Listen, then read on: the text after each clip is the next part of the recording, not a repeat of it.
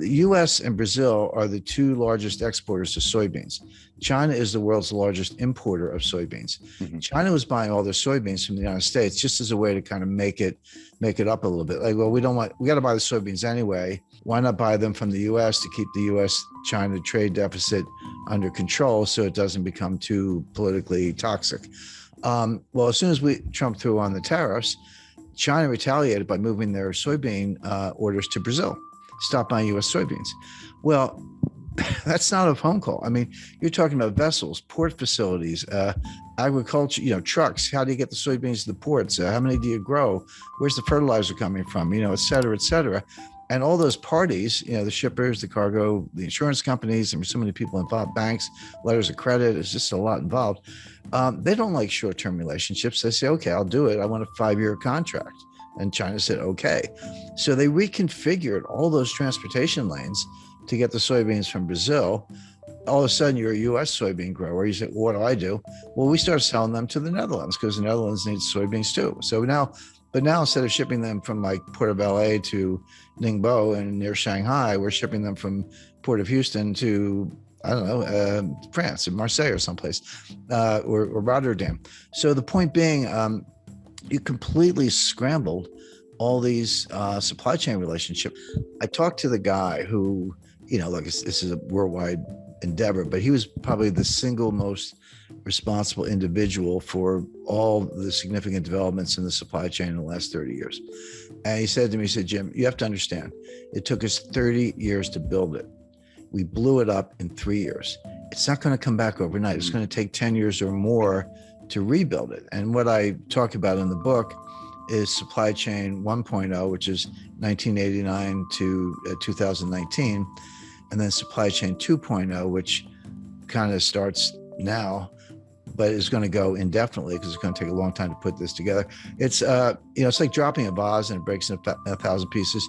You can't put it back together. You got to go buy a new vase.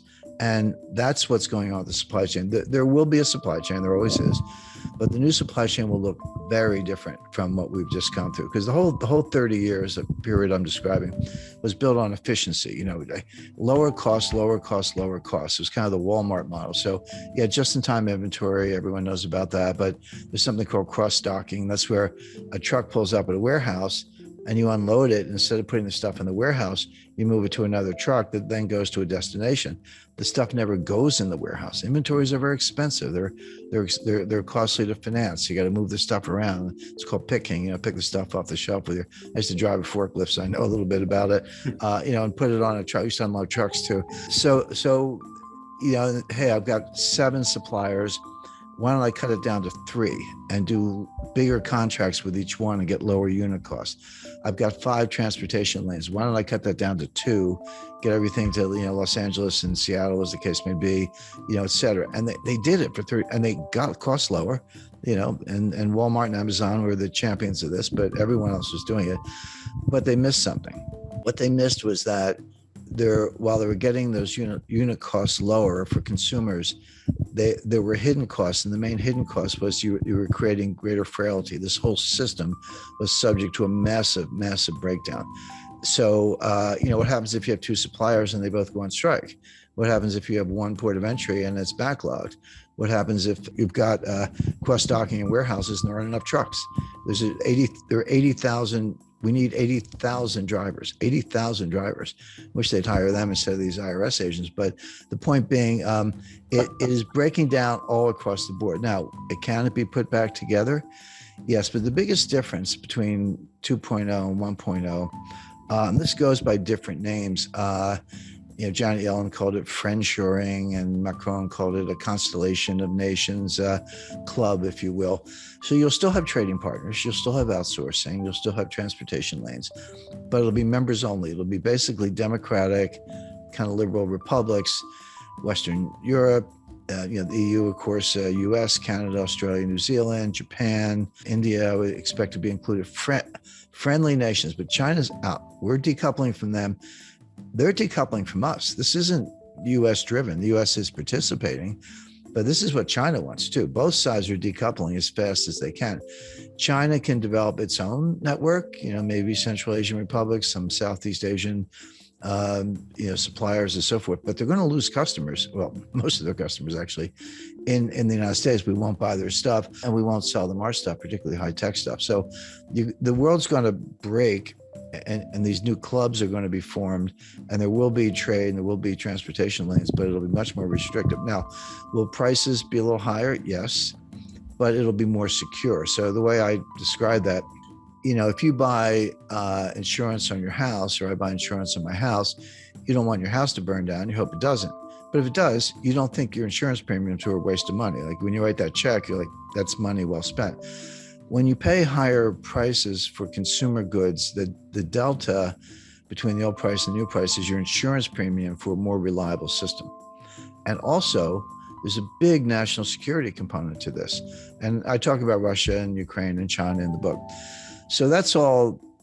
So how the supply, what the supply chain breakdown means, chapter 1, chapter 2, what caused it, and we talked about that, and 3, where is it going, what are the constraints, and we talked about that. But then my editor, who's love working with us, she said, well, Jim, got to be a chapter on inflation. I said, of course we do. The supply chain breakdown is causing a lot of the inflation we see, and I'm going to write another chapter on deflation. And everyone's like, wait a second, why are you talking about deflation? That's coming next. People are not ready for it. I know the inflation's here. I buy gasoline. I shop in the grocery store. I get it. It's persistent. It's not transitory. I understand all that. But inflation has 2 major sources. One is the supply side, which is called cost push inflation. So that's energy price shocks, the stuff we're seeing coming out of Ukraine, fertilizer shortages, strategic metal shortages, component suppliers who can't deliver stuff to factories in Germany and they're shutting down, et cetera. The other cause is from the demand side, and that's called demand pull inflation. Basically, it's psychological. Consumers pull demand forward. They're like, hey, I was thinking of buying a refrigerator. I better buy it today because the price is going to go up in 6 months. And in the 70s, we had both. It started with cost push with the Arab oil embargo, but it ended up demand pull. I was starting my career at the time. Your boss would just give you a raise. You didn't even have to ask. Inflation was going up so fast. Like, I better give this guy a raise. Like, here's another, $30,000 or whatever, because people would quit. And that sort of spun out of control until Volcker squashed it all. Right now, we do not have demand pull inflation. We don't. This is not what's going on. We do have cost push inflation. The difference is hugely important because cost push inflation from the supply side, which is, again, when I talk about in the book, it's real, prices go up, but it's self-negating. The old saying that, the cure for higher oil prices is higher oil prices, because when they get too high, people stop driving. They shut down various activities. By the way, if you're unemployed, you're not buying any gasoline because you're not going anywhere. I mean, that's kind of a nasty way of putting it, but that's how cost push inflation, tips into a recession, and then prices come down. And we saw that in 1974. You had Jerry Ford and Alan Greenspan walking around with they had these win buttons, WIN, was so for whip inflation now, except we had a recession and prices collapsed. Now it came back by 77 with for a lot of reasons, but right now we don't have demand pull, we have cost push. It will go away when this economy goes into recession. And then we're going to be talking about disinflation and deflation, which are, kind of close cousins. And the Fed's going to be out on a limb as usual, raising rates in the face of a recession and a price collapse.